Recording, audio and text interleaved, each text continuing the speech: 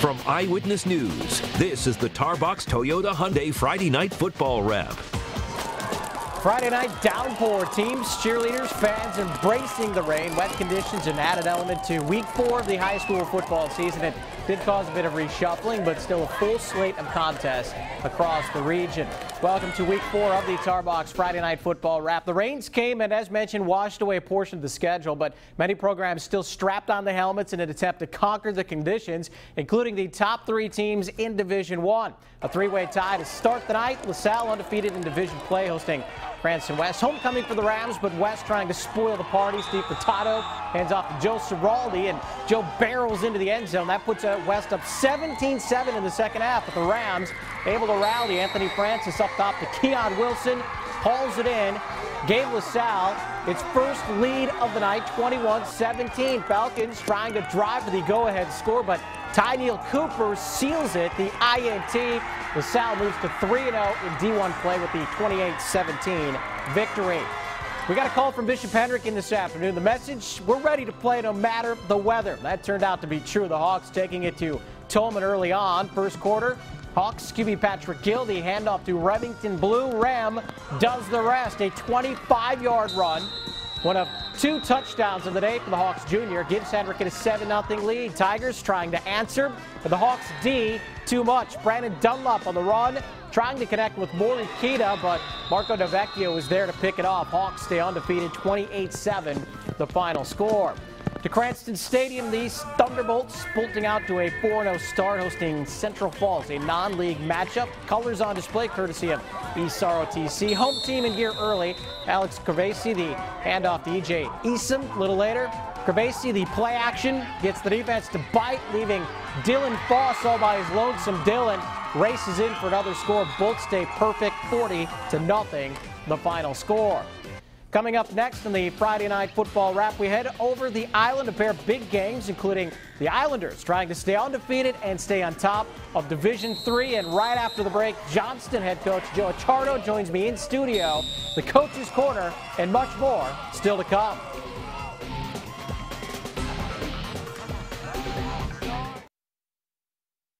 And for this week's Coach's Corner, we're joined by Johnston head coach Joe Acciardo. And Coach, thank you so much for joining us. I know you didn't have to play today, but staying high and dry. And we pulled you out of that rain to come in here and talk to us. We appreciate it. Thank you very much. Thanks for the invitation. Yeah, and as I mentioned, you guys don't play until tomorrow. But let's get into talking about your team a little bit. So far this season, you guys are off to an undefeated start.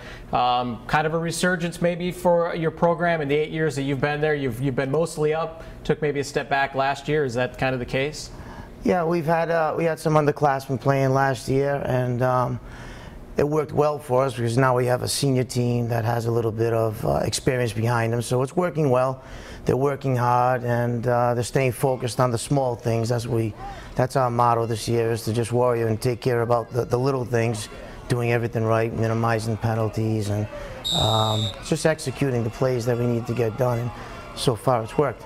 Yeah, you mentioned doing the small things, but so far you guys have had some pretty big victories as far as margin of score. You guys have put up some numbers. Was that expected in the first couple of weeks? Did you expect your team to come out and be able to score as much as you guys have? Well, it's something that you would like to plan for, and then when it happens, that's great.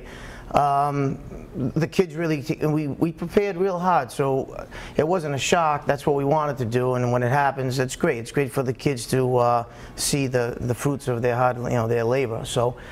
They worked hard, and that's something that we wanted to do, was put up some big numbers and keep the other team down low. And we let up 12 points so far, and that's been the hardest thing to swallow, is that you only let up 12. So we're happy that we're putting up big numbers, but we want to make sure the other team puts up small numbers too. Yeah, defense obviously wins championships, I guess, is what they say.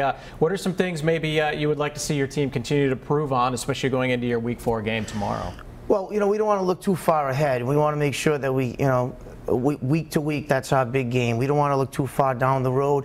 We won a couple games, and people already start talking about how well, the end of the season, and that's not going to be our focus. Our big game is tomorrow, and then after tomorrow, the big game will be next week. We don't want to go too far down the line, and we want to stay level-headed and make sure that we don't read our own highlights and think that we're much better than we are.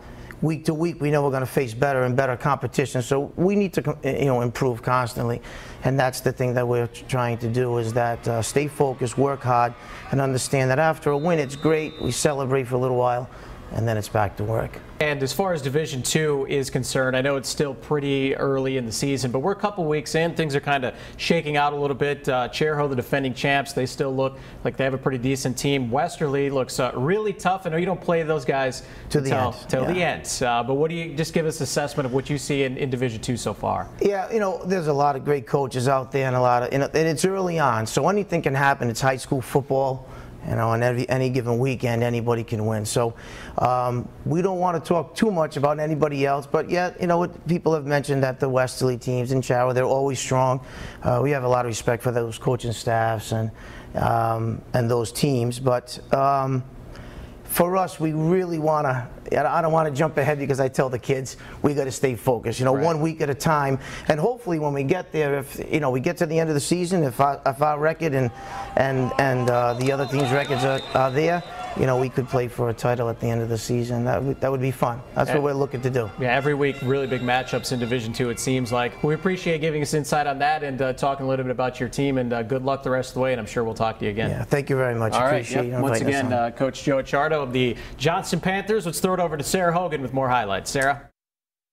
All right, Eric, with Cumberland and West Warwick not playing tonight, some of the other contenders in Division 2A had a chance to gain ground, including North Kingstown and Central, and making the trip to the island to take on Rogers. Vikings still adjusting the move up from D3, still searching for their first win of the season. By the way, it's raining. Second quarter tied at 6, lefty QB Karan Bostic. Quick pass to Shamil Perry, who streaks across the middle all the way to the 5. From there, Bostic hands off to Daniel LaRue, making it a 12-6 score. Vikings going for the 2-point conversion. Bostic takes it himself to the outside, 14-6, going into half. 34-6 would be the final. Rogers wins. Central, meanwhile, playing a late afternoon game against Pilgrim. Umbrellas a must for fans today in Warwick. Pick up the action in the second half. Knights with a commanding lead, looking to add on. Donald Johnson hands off to Captain Kwame Ireland, who pushes his way through 10 yards for the TD, giving the Knights a 41-0 lead. Patriots trying to get on the scoreboard, but Robert Quain's pass is tipped and intercepted by Captain Carlos Magnum, who gets a few more yards on the play for the Knights. Central turning that turnover into points as Nate Perez muscles his way through for the score. Knights with a big road win, 47-6 over Pilgrim. In just one Division III game on the docket, we head back to the island. Undefeated Middletown Islanders taking on Pontiac. First quarter, Chieftains drive in after Nicholas Lanquette rushes to the floor. Quarterback Alexander Arachi up the gut for the TD there. Middletown answers immediately. QB Justin Seller hands off to Jordan Butler, who cuts to the outside and runs it 50 yards for the score, tying the game at 7. Middletown again. Seller fakes the handoff. Great move to fake the secondary out. Takes himself a 43-yard TD. 13-7 after that one, and then they go on to win 48-7. We also made stops at a handful of Massachusetts games tonight, including Seekonk hosting Abercrombie. Lakers with a 3-0 lead to begin the second half, but adding on here, Matt Michael with a 5-yard TD run makes it a 9-0 game. But the Warriors fight back here in the fourth quarter. Ben Sawyer coming in, airing it out to Jordan Nicholas, who hauls it in for the 45-yard TD strike, and that makes it a 9-7 game. Seekonk looking to rally back, but Lakers able to close this one out with another TD late in the quarter by Matt Michael. They hold on to beat Seekonk 15-7 the final. Now remember to go to WPRI.com to see every game we shot tonight, plus extended highlights and scores, the best local football coverage on WPRI.com. Eric, let's send it back to you.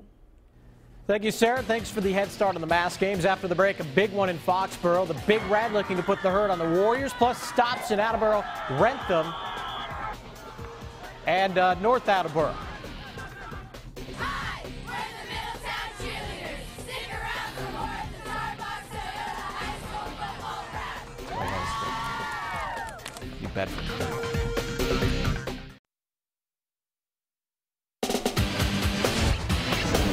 The Tarbox Toyota Hyundai Friday Night Football Wrap continues.